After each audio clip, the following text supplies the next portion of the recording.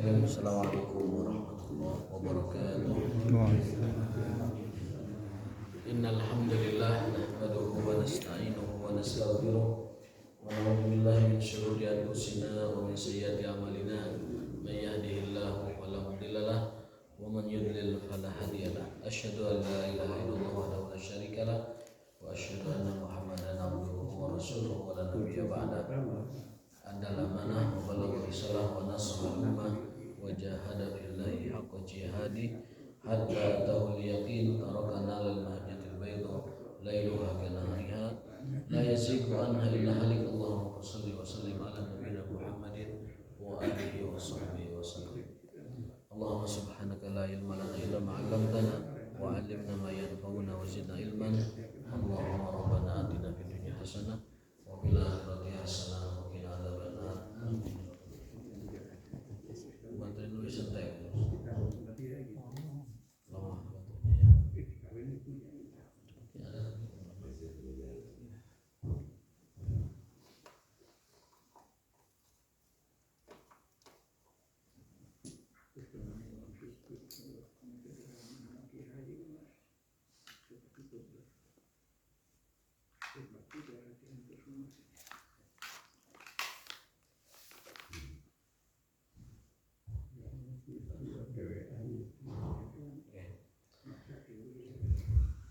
Alhamdulillahirrahmanirrahim. Hari ini kita dapat menunaikan sholat subuh yang berjamaah. Mudah-mudahan Allah Ta'ala menerima ibadah kita dan menjadikannya sebagai benteng perlindungan kita.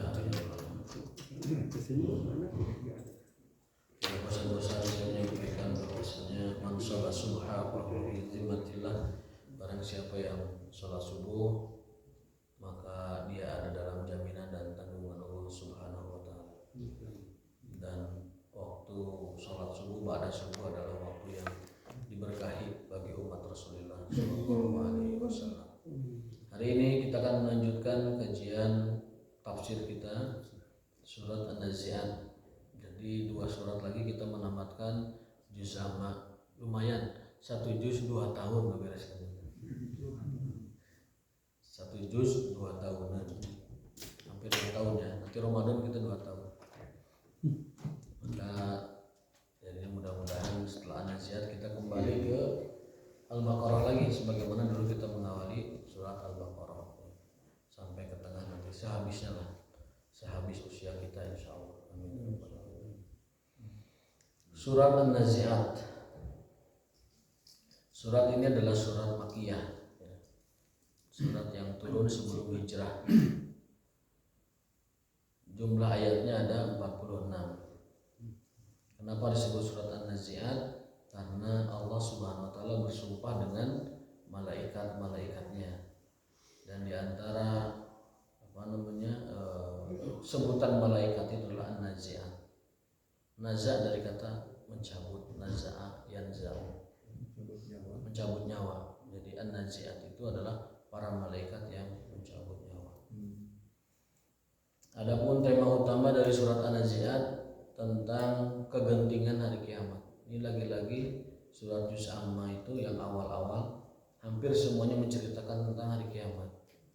Amma yatasaalun anin nabail azim. Nabail azim itu kiamat, berita yang sangat besar, nabaul azim. Kemudian turun An-Nazi'at itu juga hari kiamat. Turun kemudian Abasa di akhir surat itu juga kiamat. Fa idza ja'atis shakhah yauma yafirul mar'u min akhihi wa ummihi wa abihi. Itu juga kegentingan hari kiamat, di mana orang tidak akan kenal siapa ibunya, siapa bapaknya, siapa anaknya, tidak akan kenal dan tidak akan peduli siapa sahabatnya. Semua berlari dari semua yang dia kenal dan setiap orang sibuk dengan urusannya masing-masing. Bahkan saking sibuknya dengan urusan masing-masing, ketika kondisi kita tidak berpakaian dan tidak bersendal pun tidak ada yang peduli mau lihat atau tidak lihat, tidak peduli. Dalam hadis disebutkan Rasul bersabda bahwasanya umat manusia akan dibangkitkan uratan ghorlan. Uratan itu telanjang, ghorlan itu tidak pakai sendal, nyeker di baju. Nanti di akhirat kita dibangkitkan dalam keadaan nyeker dan tidak berbusana sehelai pun. Bubulicinan. Bubulikiran. Lalu Aisyah bertanya, ya Rasulullah, gimana tuh yanzuru ba'duna ba'dhan, kita saling melihat nanti atau? Kata Rasulullah SAW, tidak ya Aisyah, karena urusan di saat itu asyaddu min dzalik. Urusan di saat itu, keadaan di saat itu jauh lebih genting, lebih dahsyat ketimbang orang pengen melihat punya orang lain. Jadi daripada ngimplangan batur gitu, tidak akan terpikirkan hal itu. Saking genting dan dahsyatnya hari kebangkitan. Kemudian turun surat berikutnya, ya, Al-Infitar, juga hari kiamat. Takwir sebelumnya hari kiamat juga. Kemudian turun berikutnya Al-Ghasyiyah juga kiamat. Jadi juz amma ini di tengah ke akhir itu menceritakan tentang hari kiamat. Kemudian nanti di surat-surat pendek juga ada Al-Qari'ah. Itu juga hari kiamat yang dahsyat. Gunung bagaikan kapas berterbangan, manusia bagaikan sirahu. Kemudian setiap bumi mengeluarkan isinya. Pokoknya itu akhir-akhir An-Naba itu juga tentang kiamat. Jadi iman kita kepada hari kiamat itu harus semakin kuat, harus semakin kencang. Karena apa? Karena Al-Quran pun banyak isinya menceritakan tentang kegentingan hari kiamat. Jadi tema utama surat An-Nazi'at adalah tentang ahwalu yaumil kiamah, kegentingan hari kiamat. Adapun tema-tema lainnya ada, ya, seperti misalkan selain fenomena gentingnya hari kiamat, juga menceritakan tentang model dari kekuasaan yang sangat zalim di masa lalu, yaitu Firaun. Ya. Dia mengatakan, bukan beliau, ya, tidak pantas katakan beliau, Firaun mengatakan, faqala ana rabbukumul a'la fa akhadahu Allahu nakala al-akhirati wal ula. Jadi Firaun itu sampai puncak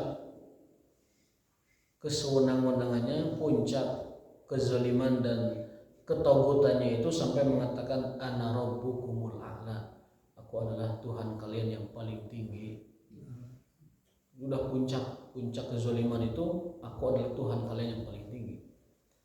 Sebab manusiawinya ada. Diceritakan konon Firaun itu tidak pernah sakit selama 400 tahun. Sehat cocok ringkas. Tidak pernah kering. Maka karena tidak pernah kering, dia meyakini dirinya itu Tuhan. Maka kering sekali-kali perlu supaya tengahku jadi Tuhan. Jadi orang tengahku, kita bukan pangeran, kita bukan Tuhan. Sakit-sakit, hareeng panas, pilek, demam, flu, panadol siapkan teman-teman. Itu supaya kita tidak lupa diri bahwa kita ini manusia. Dalam suatu hadis ada seorang Arab pegunungan, ya, ngobrol dengan sahabat Abu Dzar Al-Ghifari. Ngobrol netara lagi, bahasanya begini, urang mah tara gering, teu pernah pusing, teu pernah reeng gitu. Lewas we ini. Pamer kesehatannya gitu. Kemudian Abu Dzar ketemu dengan Nabi. Nabi mengatakan, "Hai Abu Dzar, isyhadu, saksikan. Orang tadi lain orang beriman. Isyhadu annahu laisa bimumin." Perhatikan, orang seperti itu bukan orang beriman. Kenapa? Karena orang beriman mah ada terus ujiannya. Hareeng, nyeri hulu, nyeri huntu, nyeri awak, aya wae orang beriman. Itu ujian kehidupannya. Supaya dosa-dosa kecil orang beriman dihapuskan. Supaya dia bersih selalu. Satu hari demam itu menghapus dosa 1 tahun. Tetap kaum salafus saleh mun hareeng sok hoyong 2 dinten 2 tahun cenah. Jadi mun hareeng sehari teh 2 dinten supaya dimaafkan dosa 1 tahun. Kalau 2 hari 2 tahun berarti. Ya itu tidak menghilangkan usaha ikhtiar kita berobat, ya.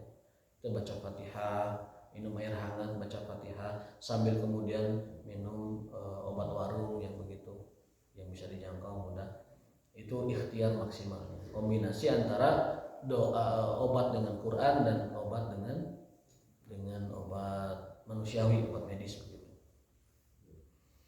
Nah, Firaun ini Poin kedua, bahwa surat ini menceritakan tentang namudaj, model litughyani, kesewenangan, kezaliman, keangkuhan, ketauhudan seorang manusia zaman dulu, wa ta'ali anil haq, dan kesombongannya dari kebenaran. Dialah sang durjana Fir'aun. Fir'aun itu bukan nama orang. Fir'aun itu gelar raja-raja Mesir, namanya Fir'aun. Bahasa Inggrisnya Pharaoh, Ramses, Pharaoh ya. Bahasa Arabnya Fir'aun, jamaknya Farain, Farainah jamaknya. Itu gelaran orang-orang Mesir, raja Mesir. Di Indonesia gelaran itu namanya Prabu. Prabu. Di mana? Di Romawi gelaran itu namanya Kaisar, Koisor, jamaknya Koyasiro. Koyasiro itu gelaran raja-raja Mesir, Romawi. Persia gelaran rajanya namanya Kisra. Sanes Misro, amis gitu loh. Ya teman sejenis boleh di dalamnya itu ada gula berem. Tapi itu canggih. Sampai sekarang orang Jepang masih takjub bagaimana caranya orang Indonesia memasukkan gula ke dalam boleh.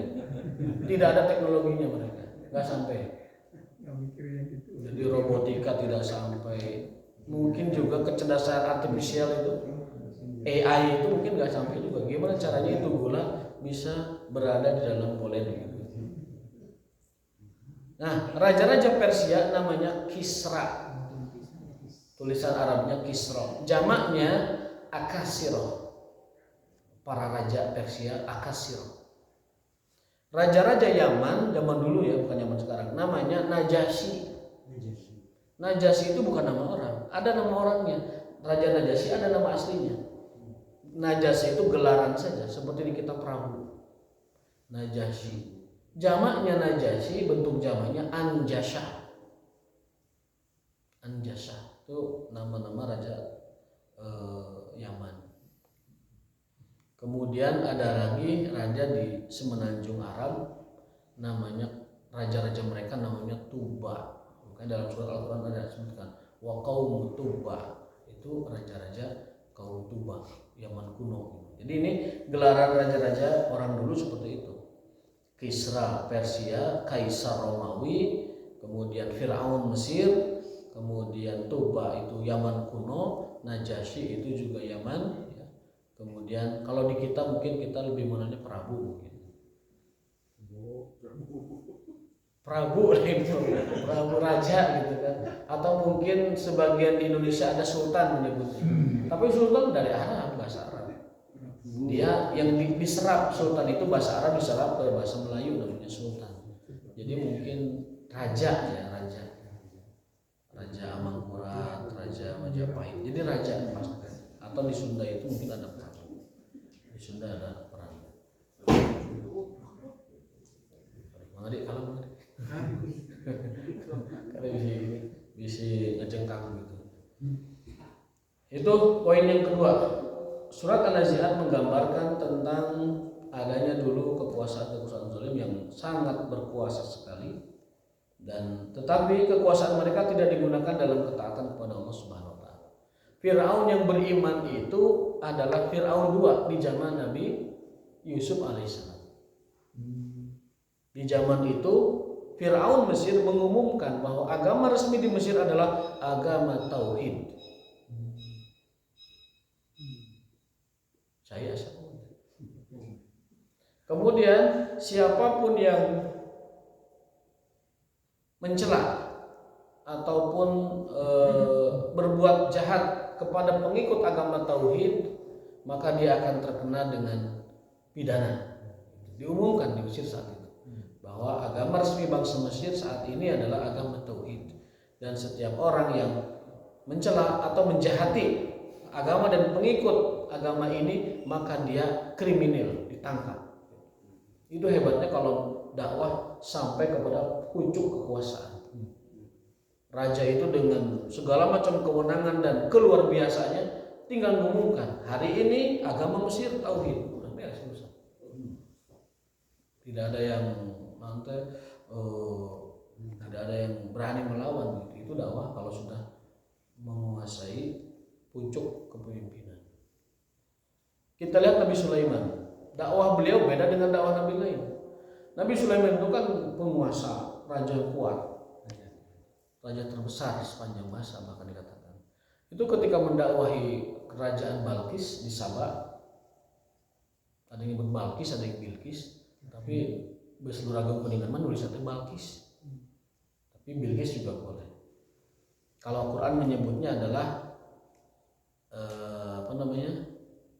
Sabah, Malikatus Sabah, Queen Sabah. Quran menyebutnya Malikatus Sabah, Ratu Sabah. Tidak disebutkan namanya. Di tafsir ada Balkis. Itu ketika Sulaiman mengajak Balkis masuk Islam atas informasi dari Hudhud yang goib kala itu, Nabi Sulaiman nggak absen kan? Nabi Sulaiman absen, para prajuritnya tidak ada Hudhud. Kamana sih Hudhud ya? Jadi manuknya ke absen Sulaiman alaihissalam. Manuk ke absen. Jadi kami subuh ya mana Hudhud ya? Kemudian dia membuat suatu aturan. Kalau dia tidak membawa argumen yang jelas, maka aku akan hukum dia. Datanglah Hudhud dan mengatakan bahwa anak jitu aku datang jituku min sabain binabain yakin. Bahasa orang nama semacam sesadu atau izin, wahai Sulaiman, duhai paduka, hamba mohon maaf, hamba telah baru datang dari daerah Sabah dengan sebuah berita yang besar. Apa berita kamu? Bahwa di sana kerajaan di sana menyembah matahari, dipimpin oleh seorang imro'atun, wanita ratu mereka, dan menyembah matahari. Nabi Sulaiman terpanggil jiwa dakwahnya, lalu mengajak Ratu Balkis penguasa Sabah untuk masuk Islam. Tapi bukannya direspon dengan baik atau bukan diterima dengan baik langsung masuk Islam maksudnya, tetapi Balkis malah menguji Nabi Sulaiman, mengirimkan apa tadi? Segala macam hadiah yang luar biasa, emas, perak, kemudian segala macam kekayaan bangsa Sabah itu diserahkan kepada Sulaiman. Dia menguji. Kalau dia seorang nabi, dia akan tolak. Tapi kalau dia seorang penguasa, raja biasa, dia akan terima. Kemudian setelah dia sampai ke Sulaiman, Sulaiman mengatakan, "Wa ma atani Allah khairum mimma atakum." Apa yang Allah berikan padaku jauh lebih hebat, lebih besar, lebih mewah dari apa yang kalian bawa. Bawa pulang lagi. Oh, itu Nabi baru itu. Hadiah-hadiah kamu ini dari Balkis dan kerajaan Sabah pulang. Yang Allah berikan padaku jauh lebih dari ini. Tah, eta kalau dakwah dipimpin oleh penguasa langsung pucuk pertama gitu. Rajanya langsung bawa pulang. Ya, kemudian Nabi Sulaiman memberi sedikit ketegasan.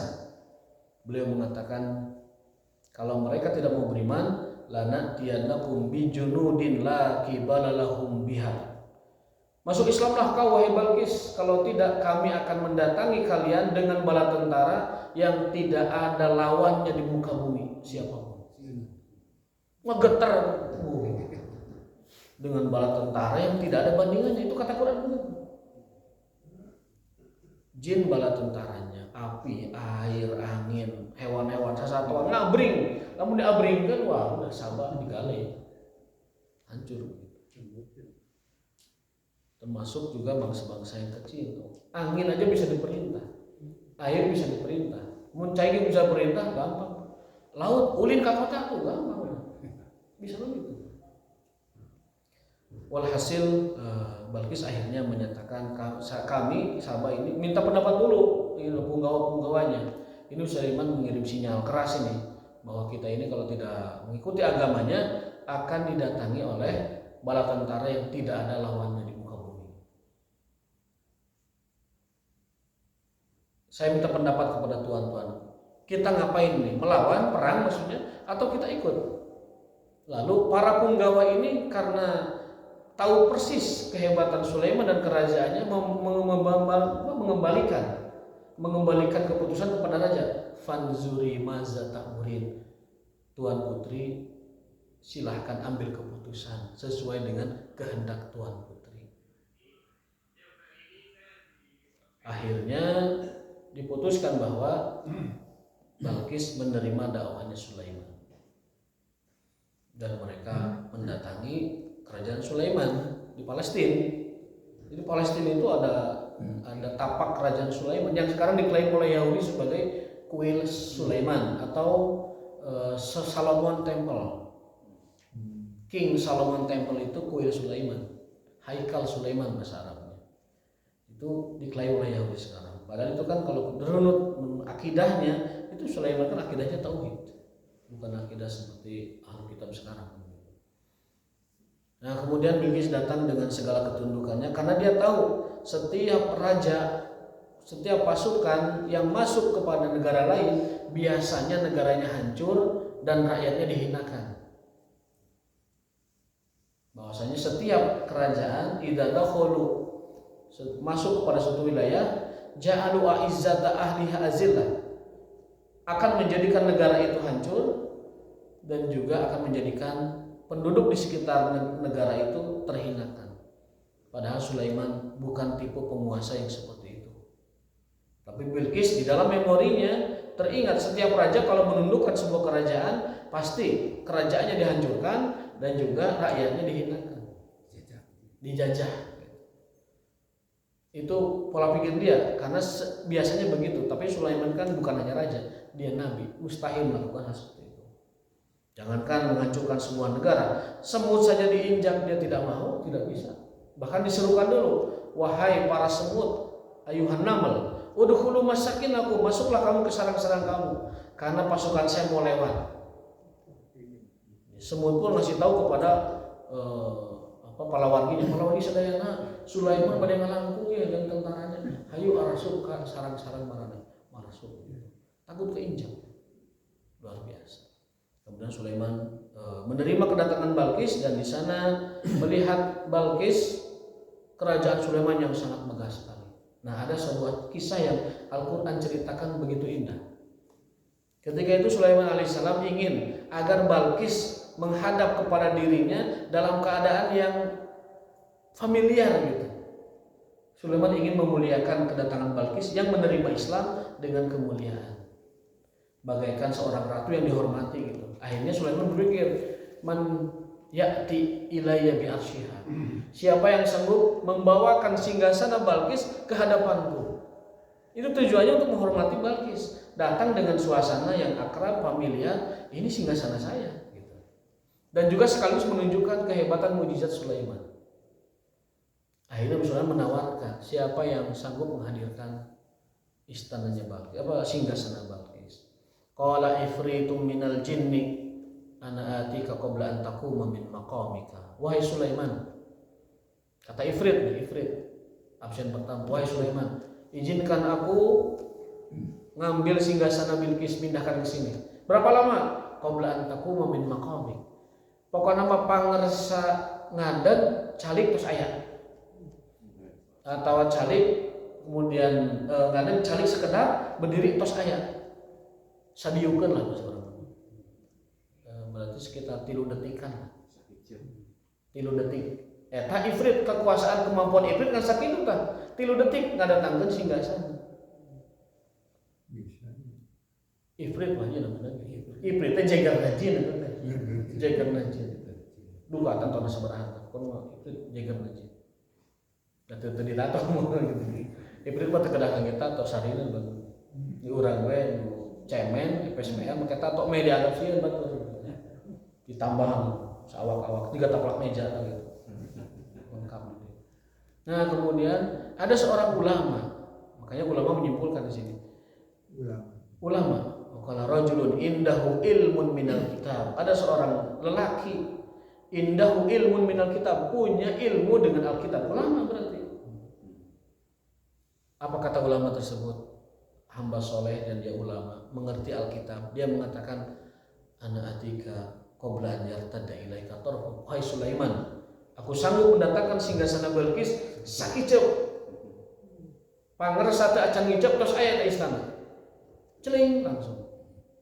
Ternyata yang diterima Sulaiman adalah yang ulama tadi. Itu karomah. Itu karomah. Makanya karomah para ulama mengalahkan kekuatan jin manapun. Karomah itu. Iblis saja Jagerna jin hanya bisa mendatangkan sekali berdiri, tapi ulama bisa mendatangkan satu kicepan, sekejap mata, qoblaan yartadda, sebelum kelopak matamu kembali, qoblaan yartadda ilaika tarfuka. Tarf itu ini kelopak. Saat can ngicep kembali ke asalnya, sudah ada cering begitu. Ini karomah. Karena kan keajaiban kesaktian itu dalam Islam ada 5 urutannya. Yang pertama adalah mukjizat khusus para nabi dan rasul. Yang kedua adalah irhas khusus nabi dan rasul sebelum jadi nabi, seperti awan mengikuti Rasulullah ke Damaskus ya, seperti Rasul dibelah dadanya, seperti kampung yang kering tiba-tiba subur. Itu irhas, kemukjizatan yang diterima Rasul dan Nabi sebelum jadi Rasul. Namanya irhas, pakai son, irhas. Seperti Ismail yang kakinya menoker keluar Zam-Zam, itu irhas. Seperti Nabi yang sebelum diangkat jadi Nabi punya keajaiban, itu namanya irhas. Yang ketiga baru namanya karomah. Allah berikan kepada para walinya, para ulama, para wali yang betul-betul walinya. Hiber jeung sancang bukan tanda wali. Manuk ya bisa hiber, sancang ya bisa laut. Hiber sancang itu hanya satu titik atau mungkin sedikit dari bagian karomah dari para wali. Karomah yang sebenarnya dari para wali adalah istiqomahnya menjaga ibadah kepada Allah Subhanahu wa taala. Itu karomah utamanya.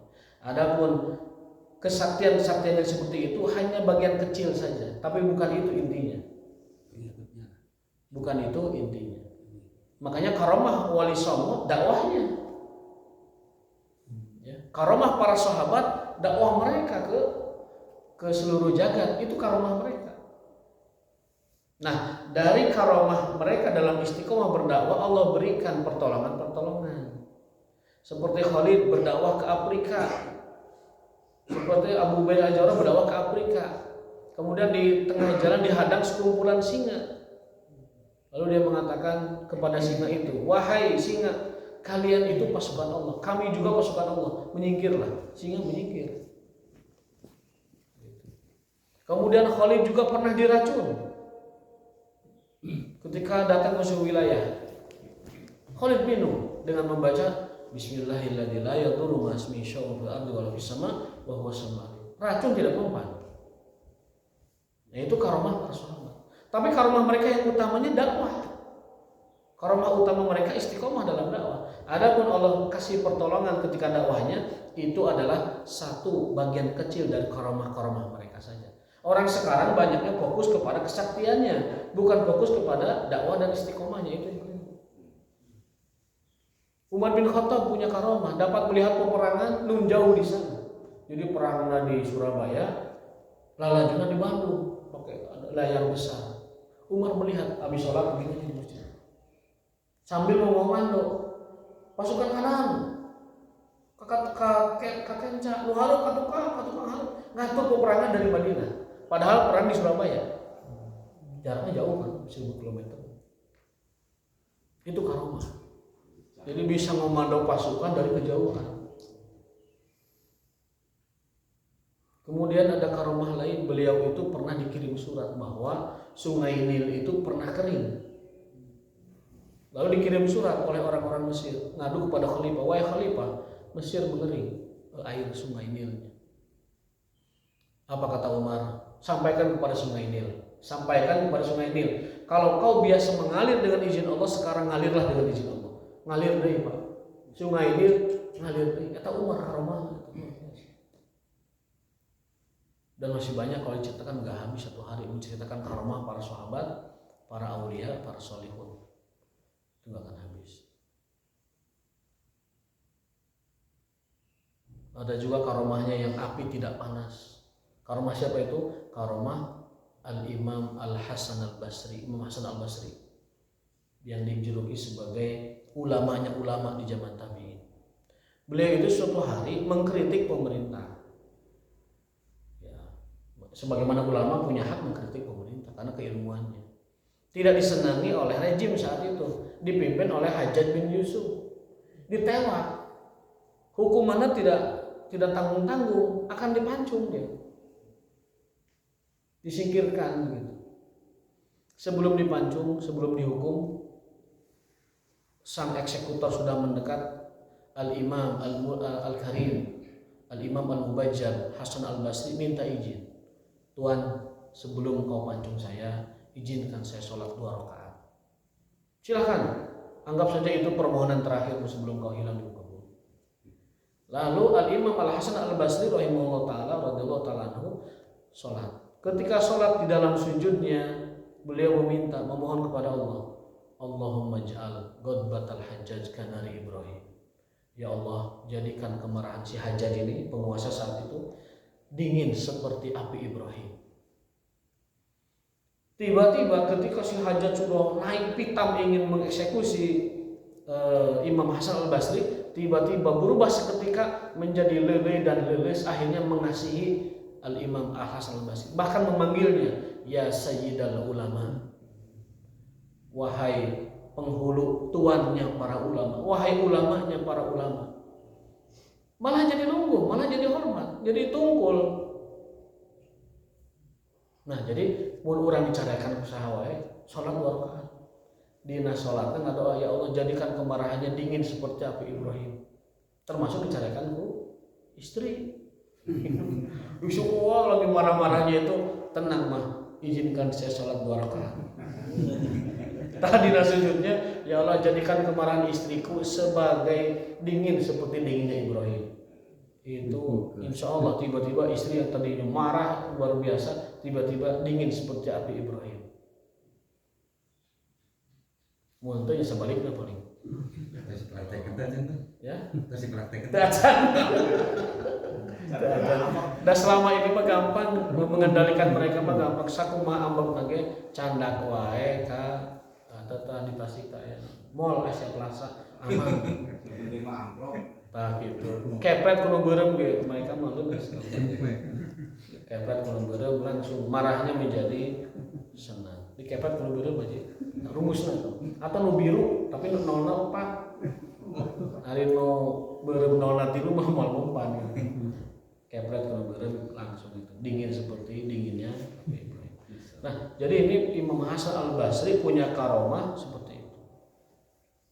Fudail bin Iyad juga punya karomah. Ketika dihadang di perjalanan oleh begal, itu sebelum diambil hartanya dan dibunuh orangnya, Fudail bin Iyad ini minta izin juga ke kepala begalnya itu, semacam koordinator begalnya lah gitu. Jadi begal-begal itu kalau punya dunungan gampang sebenarnya, dunungannya aja disamperin. Tapi lamun begal-begal rampok-rampok anu bermain sendiri, itu ada susah, tidak terkendali. Tapi kalau dia punya dunungan dimanapun itu bisa dicari dunungannya. Makanya polisi gampang kalau nyari copet, begal gampang. Tinggal tembak dunungannya ataupun dicari dunungannya, itu akan kasih tahu siapa yang operasi di sini. Nah, Al-Imam Fudail bin Iyad rahimahullah ta'ala ketika dibegal itu diambil hartanya dan orangnya mau dibunuh. Tapi dia minta izin dulu ke dunungan begal itu. Bahasa urang makan, sok wae copot lah bawa saya segala rupa. Atau saya mau dibunuh, pek wae tapi izin saya harus sholat dulu. Mau sholat dulu saya. Oh ya udah, sok kamu sholat dulu. Ketika sholat di dalam sujudnya belum meminta doa, ya Allah, minta pertolongan lah gitu. Tolonglah hambamu. Tiba-tiba di dalam kisahnya itu di balik bukit ada seorang berbaju putih naik kuda, naik ke atas bukit bawa panah. Di panah itu si ketua begal itu mati langsung. Tiba-tiba ada seorang kesatria berbaju putih nunggang kuda bawa panah di panah itu. Nah itu karamah para ulama zaman dulu dan itu ada di kitab-kitab. Makanya urutan ketiga kesaktian itu namanya karamah. Yang pertama mukjizat bagi para nabi dan rasul, yang kedua irhas bagi para nabi dan rasul sebelum jadi rasul dan nabi, yang ketiga karamah. Karamah syaratnya istiqomah. Istiqomah dalam apa? Dalam ibadah. Yang fardu dilakukan, yang sunnah dilakukan, istiqomah nanti menjadi dapat kewalian dari Allah Subhanahu wa taala dan mendapat karamah. Kemudian yang keempat namanya maunah.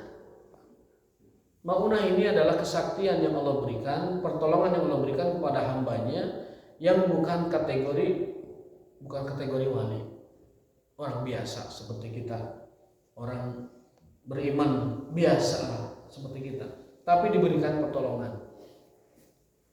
Yang tiba-tiba misalkan kita dikejar musuh, ada longkrang di sana jurang, tiba-tiba celang bisa ngacelang ke jurang berikutnya. Bagi kita itu namanya maunah. Tiba-tiba kita bisa selamat dari kecelakaan, tiba-tiba kita ditolong oleh Allah dalam keadaan yang paling genting, paling berbahaya, itu maunah. Diselamatkan dari kejahatan makhluk halus, diselamatkan dari kejahatan makhluk kasar, itu maunah. Bagi kita namanya maunah. Nah yang terakhir ini namanya sihir, yang kelima itu sihir. Sihir itu cirinya satu bisa dipamerkan, dua bisa dipelajari. Kalau mukjizat tidak dapat dipelajari, irhas tidak dapat dipelajari, itu anugerah keduanya. Kemudian karomah juga tidak dapat dipelajari, itu hadiah Allah bagi para walinya, pertolongan. Maunah juga sama, pertolongan Allah bagi orang-orang soleh yang bukan wali. Nah, ada pun yang terakhir yang sihir itu cirinya dapat dipelajari. Makanya namanya pelet bisa dipelajari. Kemudian namanya teluh tenung bisa dipelajari. Tah ilmu kesaktian nu bisa dipelajari eta masuk kategorinya sihir. Jin. Tentu bantuannya bantuan jin. Namanya itu a'wan syaitonia, dengan bantuan pertolongan bangsa jin atau setan. Nah, maka jemaah sekalian jangan sampai kita tertipu dengan tawaran-tawaran dari bangsa mereka, karena mereka biasanya ujung-ujungnya adalah menyesatkan kita dari jalan Allah Subhanahu wa taala. Itu tema yang kedua ya, tentang Firaun. Firaun itu secara ketatanegaraan itu negara yang bisa dikatakan superpower. Firaun itu negara superpower. Punya 4 instrumen kekuasaan yang paripurna. Ada strong leader, Firaun namanya. Firaun tadi saya katakan Firaun 2 itu yang muslim zaman Yusuf. Firaun Musa itu yang zalim. Itu sekitar kalau tidak salah Firaun 4 itu. Kan Yusuf duluan, baru Musa. Udah beberapa generasi baru Musa. Nah, Firaun itu punya instrumen kekuasaan yang paripurna. Ada strong leader, kekuasaan tertinggi, kuat seperti Firaun. Yang kedua, ada backup ekonomi, itu pimpinannya si Korun. Korun itu adalah pondasi ekonomi dan kekuasaan keuangannya Firaun. Oligarki si Korun itu komandannya. Makanya orang yang disebut harta Korun eta tidinya teh jelema eta. Wawalan eta si Korun eta. Disebut harta karun, asalnya bahasa Arabnya, bahasa Qur'annya korun, harta korun. Korun ini saking kayanya punya beberapa gudang emas. Yang gudang-gudang emas itu saking banyaknya, kunci-kunci gudangnya tidak dapat dibawa oleh manusia. Kuduku onta ini lain hiji sekawanan onta. Wa inna mafatihahu latanu bil usbati. Dan kunci-kunci gudang emas Korun teka bawa iwal atau kecuali ku usbah, sekelompok sekawanan onta.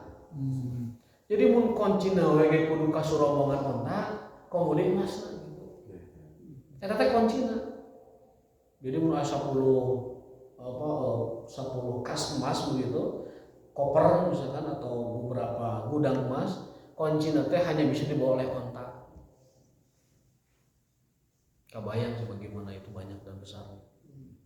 Tapi karena dia sombong dengan kekayaannya, tidak menerima kebenaran, sama dengan dulungan si Firaun. Akhirnya apa kata Allah? Fakhasabna bihi wa bidarihil ard. Kami bebeskeun ka tanah jeung harta-hartana. khosabna itu dibebaskan, diratakan, khosabna dilembur, diratakan, dibebaskan katanya, wabidali, dan rumahnya. Rumah itu maksudnya adalah harta bendanya. Sampai sekarang belum ada yang berhasil menemukan mana eta si Firaun jeung mana eta kekayaan si Firaun. Sampai sekarang masih misteri. Harta korun misteri karena belum ditemukan. Jadi mun aya yang harta korun di Bogor pasti salah. Da Firaun mah di Mesir, kecuali tanah Mesir geser ka dieu. Kalimantan ya. Atau paling kali itu gitu. Yang jelas kalau mencari harta Firaun ya sekitar itu bukan Mesopotamia. Apa namanya? Egypt, ya, Mesir lama gitu. Mesir lama itu mencakup Sudan, Mesir sekarang, mungkin beberapa negara Afrika sekitarnya. Baru setelah Inggris datang dipecahkan Mesir itu, Nuhari ke Sudan, Nubarodas ke Mesir. Kemudian sebagian dipecah-pecah. Itu pemecahan geografi modern, Inggris yang ngerjain. Kelakuan Inggris memecah negara-negara Mesir. Dulunya Mesir itu Mesir kubro, Mesir besar gitu. Masuk beberapa negara. Nah, kalau mencari harta korun di daerah dinya, kalau mau mencari di Mesir dan Afrika. Ngan saacan ngorehan tanah Afrika geus digegel ku maung dia lah. Maung mereka balatrakena di Afrika. Ku maung geus digitueun. Nah, itu Qarun. Kemudian dikuatkan juga rejim Firaun ini dengan panglima perang yang sangat hebat, yang sangat kuat, namanya Haman. Haman ini adalah orang yang pernah ditugaskan Firaun cik pangieun tiang nyampe ke langit, saya erek neangan Tuhan si Musa. Pangjieun tubuh tiang nyampe ke langit, saya erek neangan mana pangeran si Musa teh. La'ali ablughul asbab, biar sampai ke langit. Jieun tiang, heh man, pangieun tiang, tapi tidak pernah terjadi. Teu nyampe, enggak akan bisa, mustahil. Kemudian setelah punya panglima terkuat, terbesar, terhebat, namanya Jenderal Haman, bahasa orang dijenderalkan lah gitu. Kemudian ada instrumen terakhir, itu adalah kelompok propaganda, namanya Saharoh, para tukang sihir. Jadi kekuatan Firaun itu ditopang oleh pengusaha oligarkinya si Qarun, militernya si Haman, kemudian propaganda, pengendali media dan menggerakkan rasa takut manusia itu kepada Firaun, para penyihirnya. Saharatu Firaun, para penyihir Firaun. Dia lengkap dia. Sudah punya alat propaganda, alat segala macam gitulah. Kemudian sudah punya basis keuangan, sudah punya basis militer. Udah, Firaun itu sempurna dalam sisi ketatanegaraan. Di luar kita bicara tentang kezalimannya ya. Dari sisi ketatanegaraan, Firaun itu punya negara yang super power dan lengkap. Dikalahkannya juga bukan sama Musa, dikalahkannya sama Allah di mana? Di Laut Merah. Apa daya seorang Musa alaihissalam, mantan anak angkatnya. Makanya kenapa Allah memerintahkan Musa berdakwah kepada Firaun dan disiapkan Musa dari kecil tinggal di istana, karena biasanya orang yang berani mendakwahi raja harus orang yang pernah tinggal di istana. Itu mungkin petani di lembur, tukang sawah, tukang ngadu, tukang nyeblok, tukang nyebor segala macam petani disuruh ngedakwahan raja, mau mungkin. Tukang arambet, ngoyos, tandur gitu segala macam. Disuruh mana dakwah tukang raja? Tidak pas gitu. Tapi Allah siapkan Musa kecil, diselamatkan Allah dari sungai, tinggal di istana Firaun sampai dewasa. Mentalnya sudah mental anak raja, berani. Makanya diperintahkan dakwah Firaun berani, karena bahasa orang nama ya mantan bapaknya gitu, berani. Dalam dialognya pun Musa dibujuk dulu oleh Firaun, hai Musa, kan kamu dulu tinggal bersama kami. Walabista fi nasinin, kau tinggal bersama kami lama. Kau habiskan umurmu, kau tinggal bersama kami lama wahai Musa. Lihat surat Asy-Syu'ara, dialognya begitu. Tapi kata Musa, aku membawa perintah Tuhanku untuk mendakwahi engkau. Jadi Firaun ngolok dia sebagai anak kecil yang masih polos, masih bersih, kemudian dididik oleh keluarga istana, makan di istana, tinggal di istana, diberi pendidikan istana segala macam. Sekarang nyuruh bapaknya beriman. Kamu nggak ingat Musa seperti itu? Musa mengatakan bahwa aku membawa pesan Tuhanku. Itu Fir'aun. Digambarkan oleh surat An-Nazi'at